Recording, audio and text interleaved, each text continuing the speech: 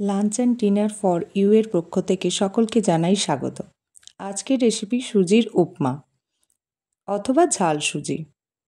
সুজির উপমা বানানোর জন্য আমি এখানে গাজর, আলু, কড়াইশুঁটি, পেঁয়াজ কুচি, ধনেপাতা কুচি, আদা কুচি, লঙ্কা কুচি এবং কারি পাতা নিয়েছি। আমি এখানে 200 গ্রাম পরিমাণ সুজি নিয়েছি। সুজিটা প্রথমেই খুব ভালো করে ভেজে নেব। সুজি খুব ভালো করে ভেজে নিতে হবে। সুজি ভালো করে ভাজা না হলে রেসিপিটা কিন্তু ঝরঝরে হবে না, তাই সুজিটা খুব ভালো করে ভেজে নিতে হবে।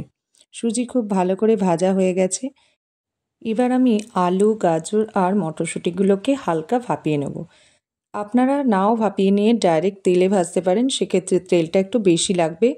আর এইভাবে ভাপিয়ে যদি করেন তাহলে খুব অল্প তেলে খুব ভালোভাবে রান্নাটা করা যাবে। লবণ আর হলুদ গুঁড়ো দিয়ে সবজিগুলোকে হালকা ভাপিয়ে নিয়ে জল ঝরিয়ে রেখে দেব।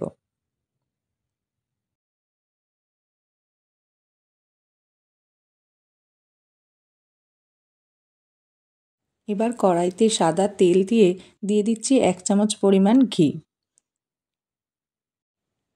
দিয়ে দেব শুকনো লঙ্কা। দিয়ে দিচ্ছি 1 চা চামচ কালো সর্ষে। দিয়ে দিচ্ছি কারি পাতা। এবার পেঁয়াজ কুচি দিয়ে দেব। দিয়ে দিচ্ছি আদা কুচি আর লঙ্কা কুচি।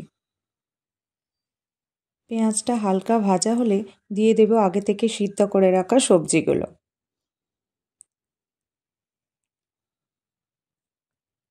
সবজিগুলো আবারও কিছুক্ষণ নাড়াচাড়া করে, খুব বেশি লাল করে ভাজার দরকার নেই, যেহেতু সবজিগুলো সিদ্ধ করা আছে, তাই হালকা ভেজে নিলেই হবে।